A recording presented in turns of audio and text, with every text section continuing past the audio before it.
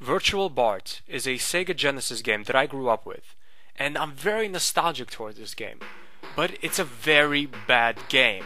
The game starts off here as Bart is in his school science fair or something, and he accidentally walks into a virtual reality machine, and that's where all of his games start. You have 6 little games in total. They're not really little games, they're games on their own.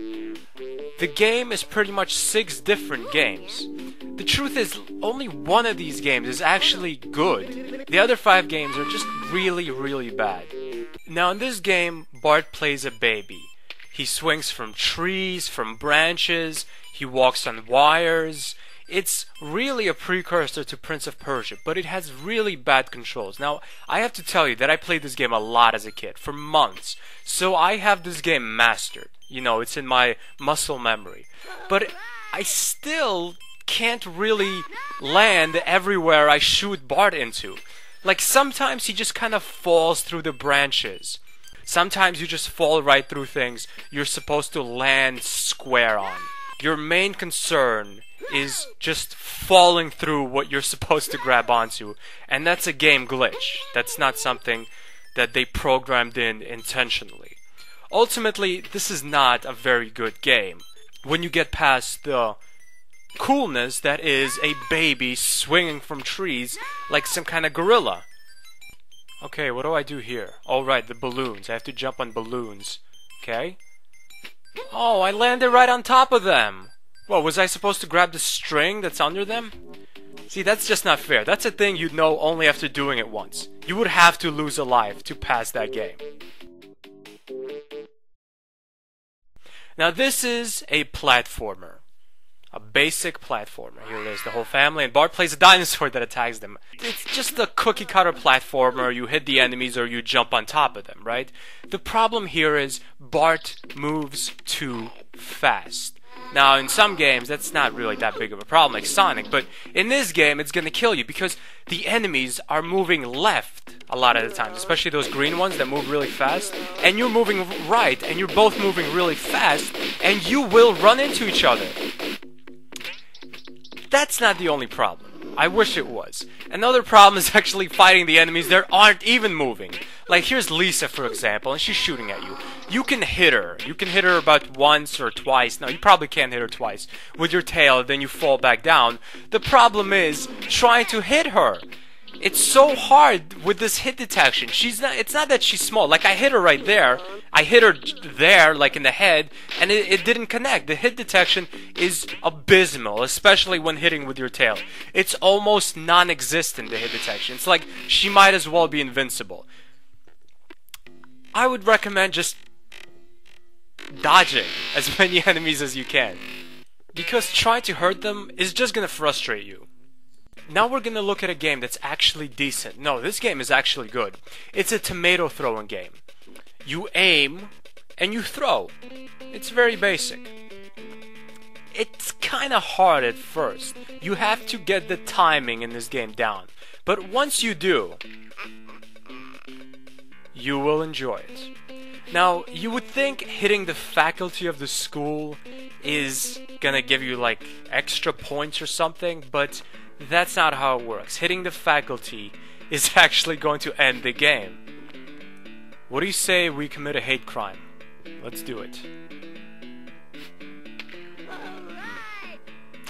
When you run out of tomatoes, the game is over. When you run out of time, the game is over. The game is not easy, but it's satisfying to hit things. Sometimes you just want to hit the faculty, even if it's the game over screen. I'm out of here.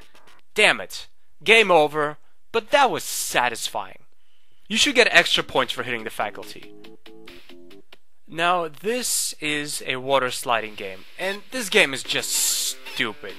You dodge the obstacles and the people in this game, but then the game goes into a thing where you have to go into different directions. There's a fork in the road, and one of the directions is either a dead end or it's gonna kill you, and the other direction is the right way to go.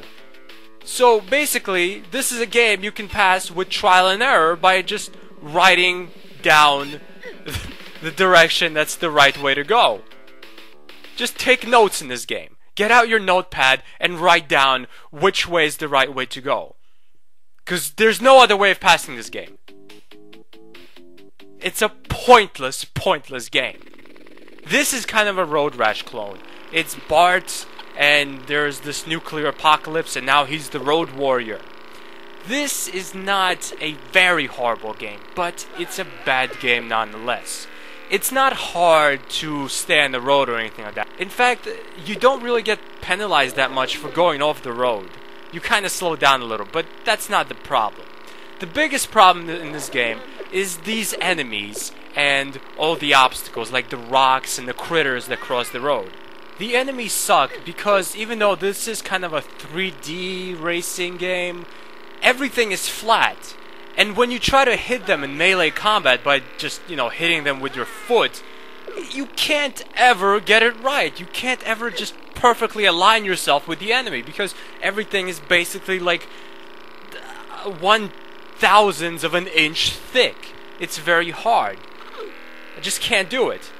Your only option, really, if you want to kill these enemies, is to throw balloons at them, but they have to be in front of you, and you have to aim, and it's really hard to aim. You actually have to slow down in order to hit them with the balloons, if you want a good shot at them.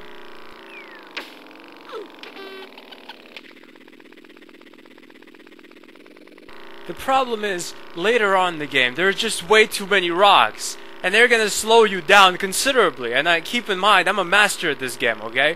I've played this, like I said, for a long time when I was a kid. And it's still in my muscle memory, so I remember all the moves.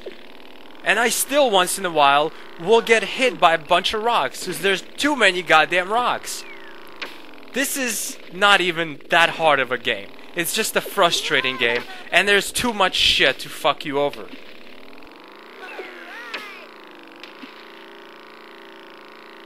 Now, hold on to your hats, folks, because I saved the worst for last. In this game, Bart plays a piggy, and he saves his pig friends from Krusty's pork factory. Forget about jumping in this game. Forget about running normally in this game. Press A, then hold up, and you will start bouncing. And this is how you have to move throughout the entire game. It's not because it's faster, and it is faster. It's because it's the only way to dodge and hurt the enemies. If you're running around like a pig on all four legs in this game, you're wasting your time. This is how you have to travel, this is how you have to fight, and ultimately, this is how you have to switch on and off different switches. You can, in theory, move around without the bouncing. You can, in theory, just jump over these clowns, but why bother? You can jump higher, you move faster like this. I don't even know why they implemented a thing where you can run like a pig. Just make this a bouncing pig game. But that's not the biggest problem. That's not really a problem. It's just a minor inconvenience. The problem with this game is all the goddamn doors. In its essence, this isn't a platformer because the platforming element in this game is easy. You can either dodge the enemies or kill them.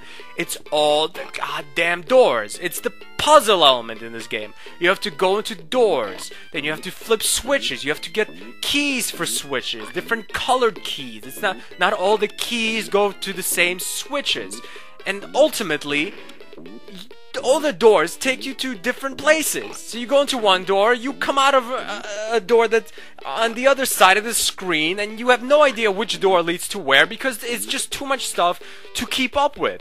You go into one door, you're somewhere you think you've been before, but then there's another door there, and you're like, do I skip this door? Do I go into this door? I don't know. Where does this door take me? There's dozens of doors. I have no idea which door leads where. And even when I memorize which door leads where, I forget where I have to go next. It's too confusing. And there's also the switch element. I mean, you flip switches to get keys. You flip switches to open doors. And then after you're done with everything, you're like, where do I go now? Where's the end? And that's not the biggest problem. No, that's not the biggest problem. The biggest problem is falling through the fucking platforms. The platforms in this game suck, even though they look like solid platforms, but too many times you will fall right through a goddamn platform, and that is something I cannot forgive at all. That is inexcusable. Did you see that? Let's see that again. Yep, right through. Like the platform isn't even there. Check this out, this is even worse. Oh my god! Right through the platform. I mean, that's just ridiculous. Fucking Patrick Swayze over here. Well, this is the game. 5 really awful games, 1 kinda good game. This is a bad Genesis game. I still love it though. Damn nostalgia. Damn you to hell. Thanks for watching. Goodbye, my friends.